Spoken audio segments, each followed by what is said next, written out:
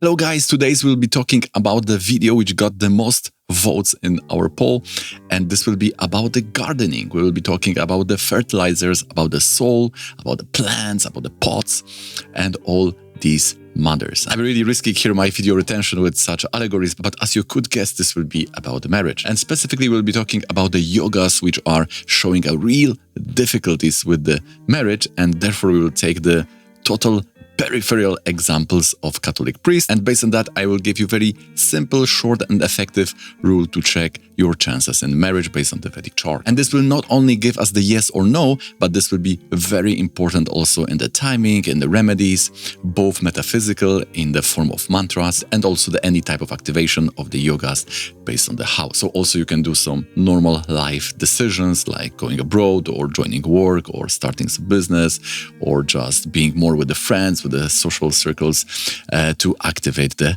house of the marriage. Have you ever had a situation where you were waiting for someone on the streets, you are looking and no one is showing up, and then you find out that there are two streets with the same name in the same city and the person is waiting for you at the other part of the town with the street with the same name? The same way, examining the seventh house will be very intuitive things to do, because ultimately seventh house, it is about marriage, about the relationship. It defines the whole concept of partnership in the Vedic astrology and also other types of astrology. But probably if we count the seventh house from the other reference point, we will get much more significance in this matter. In this video, we'll be talking about three such elements of gardening or marriage. First will be about the water. What types of water are you using for your plants? Is it filter water? I've heard that this water is better for health of the plants. Then we'll be talking about the pots and different types which you can use. There are the wooden pots or metal pots, and of course the sun rays, which are very important for the photosynthesis, for this chemical reaction which is converting the CO2 for the O2. And this is reverse for the humans and animals, which are converting O2 to CO2. So we will be looking how all these three elements of the chart analysis, how they are very much combined to give us the exact possibility of marriage. And we know that from health, to be married, it's quite auspicious, because there is some science proof that married couples or people who are living in a relationship, they have a better mental and even physical health.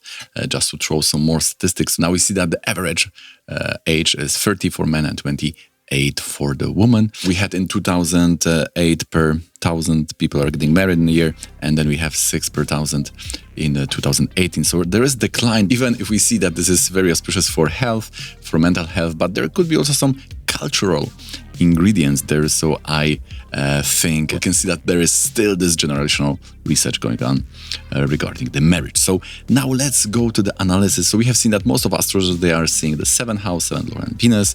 These are the 3 points, but even with them, we are often seeing we are off the mark. So let's see three another traditional rules which will help us to combine all those things together and be able to conclude what's going on. So first we need the water elements. And of course now the essentialism is starting with all of its problem, because it is very reductive, right?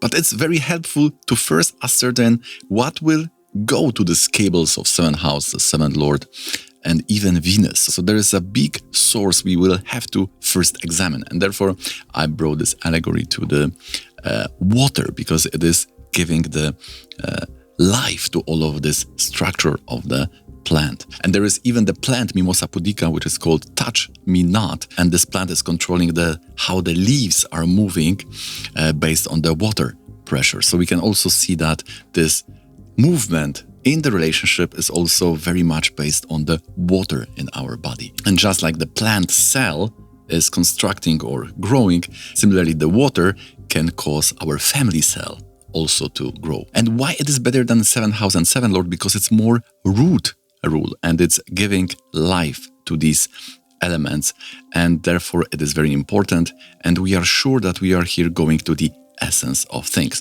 So let's see how the water, which is the TT lord, was placed in those charts of these people who never married in their life. By the way, it's very interesting that the priests, they are called fathers, so the son archetype is very much here accentuated, not the Jupiter, right? Because this could go into either Jupiter or the Sun way. So the Lafront was very much accentuated as being the scholar of the Catholic texts or the Christian texts. He was very much into it, so we could say that he was like a pandit. And in his chart, let's examine how the Titesha is placed. So the Titi is the Saturn is with Mars, so as you can see, this is not the best place. And now we have the Father Orchampt, he was very much in the communal work, and we see that his Titi is Mars with the Saturn. So again, we have some Mars-Saturn combination, which is called the Yama Yoga. This is called the Yoga of Death. So we can see that those plants or those leaves, those flowers of this plant were not really active. They were we could say without a life. So this aspect was not activated in the chart. We have also the Father Rees. He was very much into this missionary work. So you can see that each father here is recognized by something else. We could also analyze those yogas related to real life, how they are providing or reflecting these differences. But in this chart, this is the Jupiter. But because of the Parivartana, also I encourage you to watch this video till the end, because there will be a triple Parivartana when we examine the next points. But the TT, Jupiter, is in the Parivartana with the Mercury, and guess what? Mercury is in the 8th house, not well placed, and there is this yoga of Mars and Saturn.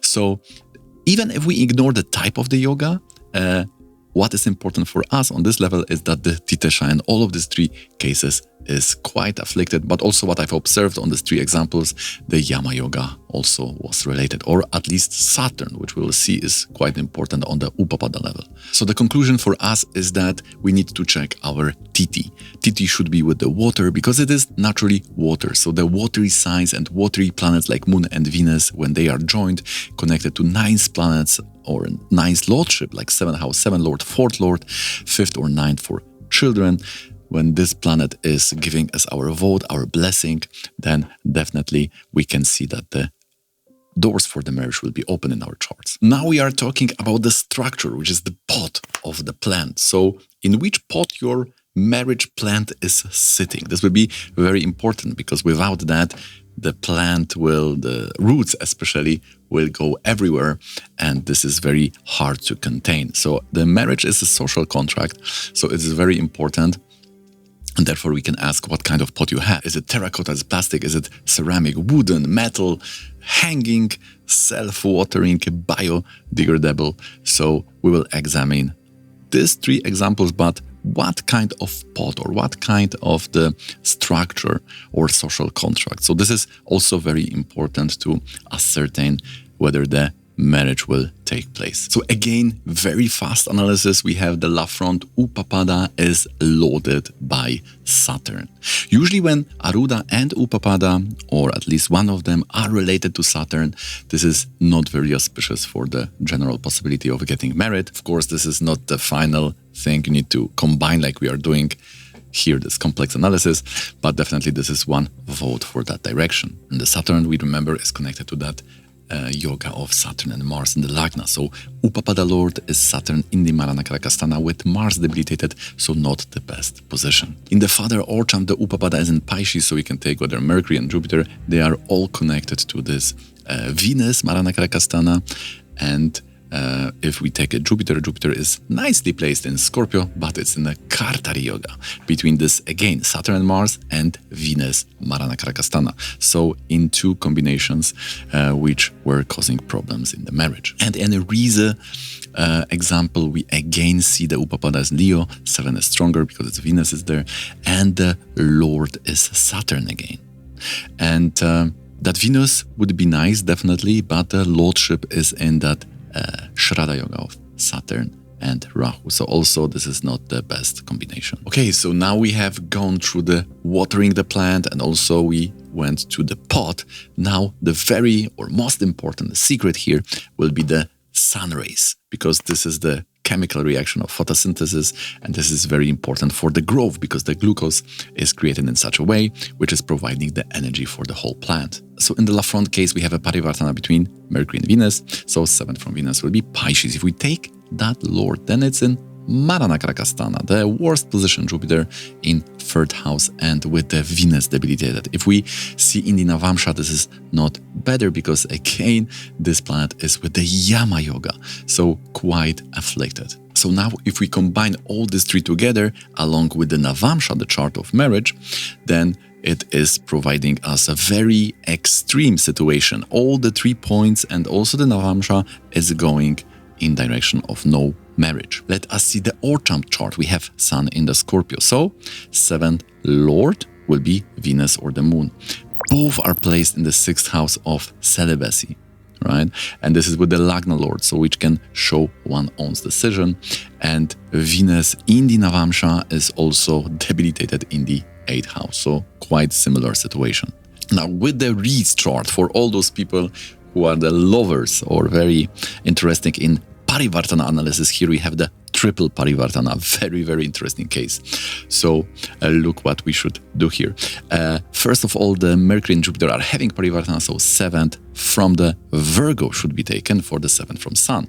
So this is Pisces. Now we are taking the Lord of Pisces, which is the Jupiter or Ketu. So if we take Ketu, then he is involved in that 8th house, Sagittarius, which is showing some institution, some temple, church, and Mercury is very afflicted there. It's with all 3 Agni Grahas. We know that Mercury hates Agni. He doesn't want to be with the fiery planets. And we can say, okay, let's take the second chance because this is hanging on the another opportunity. Then we will take Jupiter. But Jupiter is having that Parivartana with Mercury, so it's still going back to the 8th house.